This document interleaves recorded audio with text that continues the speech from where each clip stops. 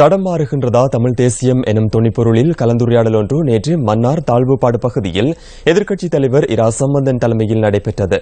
இந்த நிகழ்வில் தமிழ் தேசிய கூட்டமைப்பின் பாராளுமன்ற உறுப்பினர்களான மாவி சிவசக்தி ஆனந்தன், சித்தார்த்தன் உள்ளிட்ட பலர் கலந்து கொண்டிருந்தனர். நாங்கள் சமஷ்டி அடிப்படையிலான ஒரு இடத்தில் தீர்வை கேட்கின்றோம். வடகிழக்கு இணைந்திருக்க வேண்டும் என்று கேட்கின்றோம். குழப்பதற்கு சில பேச்சு இருக்கின்றார்கள்.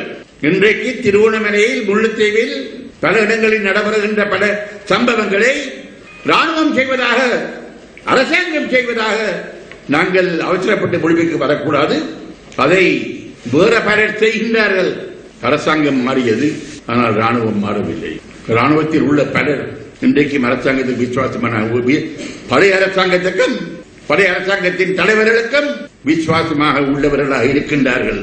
சில அரசியல்வாதிகள் அரசாங்கத்தில் உள்ளவர்கள் கூட சில பேர் பழைய அரசாங்கத்துக்கு விசுவாசமாக உள்ளவர்களாக இருக்கின்றனர். வெள்ளவேன் தற்போது இல்லை. சட்டம் ஒழுங்கு நியாயமான அளவுக்கு பணி பாதுகாக்கப்படுகின்றது. காணி சம்பந்தமாக பரியாமத்தில் நியாயமான அளவு காணி விடுபட்டுள்ளது, காணாது என கூடுதலாக விடுபட வேண்டும். சில விஷயங்களை பொறுத்தவரையில் நாங்கள் ஒரு தாமதத்தை அவதானிக்கின்றோம். தாமதம் இல்லை என்று நான் கூற மாட்டேன். ஆனால் அந்த தாமதம் ஏன் ஏற்படுகின்றது? ஜனாதிபதியோ பிரதமரோ அதற்கு மாறாக இருப்பதா எனக்கு தென்படவில்லை. பாராளுமன்றத்திலே வரவு திட்டத்திலே 2000 மில்லியன் வவுனியாவிலே அமைப்பது என்று அவர்கள் அறிவித்தார்கள். நாங்கள் ஆதரித்தார்கள் அந்த தீர்மானத்தை. ஆனால் பாராளுமன்ற உறுப்பினரோடு மாகாண சபை பேச்சுவார்த்தை இல்லாமல் இருந்தது. ஆனால் அங்கே ஒரு தீர்மானம் நிறைவேற்றினார்கள். நாங்கள் அவர்கள் தான் அதை பேசி தீர்மானிக்க வேண்டும், எங்களோடு பேசுவது அல்ல பிரச்சனை என்று நாங்கள் அதை அவர்களிடம் விட்டோம். இப்பொழுதும் அதுதான் நிலைமை. முதலமைச்சர் அவர்களிடம் நான் பக்கத்திலே இருந்து பேசி நான் சொன்னேன், அப்படி ஒரு பொருளாதார மையம் அமைப்பது எங்கு என்பதில் பிரச்சனை. எங்களுடைய உற்பத்தியாளர்கள் அந்த இடங்களுக்கு செல்ல வேண்டும், வசதி இருக்க வேண்டும், மக்கள் அங்கு செல்ல வேண்டும்.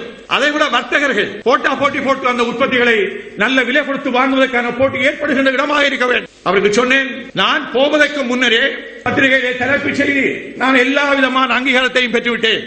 என்னிடம் சொன்னார், அங்கீகாரத்தை பெற்றது மட்டும் நான் சொன்னேன், இது விரைவாக செய்யப்பட வேண்டும், இழுபட விடாதீர்கள். இதுதான் நான் அந்த அச்சம் என்று அவரிடம் சொன்னது. அதுக்காக இடத்தை பற்றி எனக்கு பிரச்சனை இருக்கவில்லை. சர்வதேச நீதிபதிகள் அழைக்கப்பட மாட்டார்கள் என்பது மிக தெளிவாக தெரிந்தால், சர்வதேச நீதிபதிகள் இல்லாத இந்த விசாரணை கமிஷன் நாங்கள் இனியும் ஏற்றுக்கொள்ள வேண்டுமா? தமிழ் தேசிய கூட்டமைப்பு திட்டவட்டமாக அதற்கு பதிலளிக்க போகிறதா இல்லையா? ஒரு சர்வதேச நீதிபதிகள் இல்லாத ஒரு விசாரணை என்பது தமிழ் மக்களை, பாதிக்கப்பட்ட மக்களை ஏமாற்றுவதற்கான ஒரு செயற்பாடு என்று நாங்கள் சொல்ல போகிறோமா இல்லையா? அது இந்தியாவாக இருக்கலாம், அமெரிக்காவாக இருக்கலாம். சில விடயங்கள் எங்களால் ஏற்றுக்கொள்ள முடியாது என்றால் ஏற்றுக்கொள்ள முடியாது. அதற்கான அடிப்படை காரணங்கள் சொன்னால், இலங்கை அரசாங்கம் நம்பிக்கையற்ற முறையில் நடைபெறுகிறது. உங்களுக்கு தந்த உத்தரவாதங்களே மீறப்பட்டிருக்கிறது. சர்வதேச சமூகத்துக்கு கொடுத்த உத்தரவாதம் மீறப்பட்டிருக்கிறது. அந்த மீறப்பட்ட சூழ்நிலையில் நாங்கள் அரசாங்கத்துக்கு இன்னும் ஒரு இணக்கப்பாட்டுடன் தான் போகின்றோம். இதேவேளை நைனாத்தாவில் புத்தர் சிலை நிர்மாணிக்கப்படவுள்ளமை தொடர்பிலும் ஈழ மக்கள் புரட்சிகர விடுதலை முன்னணியின் தலைவர் இங்கு கருத்து தெரிவித்தார். நைனாதீவு என்பது மிக மிக பழமை வாய்ந்த ஒரு கோயில். அந்த கோயிலுக்கு போபவர்கள் இனிமேல் புத்தரை கும்பிட்டுத்தான் போக வேண்டும். இது ஏற்கனவே ஜனாதிபதி அதற்கு சம்மதம் தெரிவித்து விட்டார் என்றும் 2 நாட்களுக்கு முன்பாக சொல்லப்படுகிறது. அதே போன்றுதான் எல்லா இடங்களிலும் ராணுவம் காணிகள் பிடிப்பதை நிறுத்துவது, இலங்கை ராணுவம் புத்தர் சிலைகளை வைப்பதை நிறுத்துவது, தமிழ் மக்களினுடைய என்ன விதமான விடயங்களில் இவர்கள் தலையீடு செய்கிறார்களோ அதனை நிறுத்துவது. நாங்கள் ஏன் அரசாங்கத்துடன் பேச முடியாது? வடக்கும் கிழக்கையும் இணைப்பை வைத்திருக்கக்கூடிய அந்த இடம் இப்பொழுது பறிவாய் கொண்டிருக்கிறது. நாங்கள் அனைவருமே சர்வதேசத்தை மிக பிழையாக கணக்கிட்டிருக்கிறோம் என்று. ஏதோ இந்தியாவாக இருந்தால் இந்தியா அவர்கள் தங்களுடைய நலன்கள் எல்லாவற்றையும் மறந்துவிட்டு எங்களுடைய நலம் ஒன்றை மாத்திரம் முன்வைத்து இங்கு வர வேண்டும் என்று நாங்கள் எதிர்பார்த்தோம். அதை நாங்களும் அப்படித்தான் பார்த்தோம். எங்களுடைய இந்த அனுபவங்களுக்கு பிறகு ஒன்று மிக தெளிவாக தெரிகிறது. சர்வதேசம் அது எந்த நாடாக இருந்தாலும் அவர்கள் முதலாவதாக தங்களுடைய நலத்தை தான் முன்வைப்பார்கள்.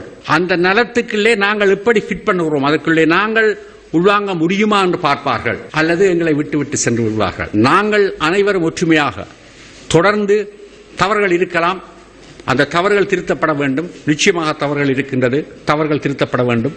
எங்களுக்கு இருக்கக்கூடிய தலைவர்கள் சர்வாதிகார தலைவர்கள் தன்னிச்சையாக முடிவெடுக்கிறார்கள். யாருக்கும் மாற்ற கருத்துக்கும் அடிபணியாதாக்கள். நான் என்ற அகங்காரம் நான் நினைச்சதை செய்து முடிப்பேன். கூட்டமைப்பின் சார்பில் ஜெனீவாவுக்கு அனுப்பப்பட்டது. ஒரு தனிநபர் போறார், எந்த முடிவு எடுக்கப்படவில்லை, என்ன பேசுறேன்னு தெரியாது. கூட்டமைப்பின் பேரால் தன்னிச்சையான செயல்பாடு அரசாங்கத்தோடு நடக்குது.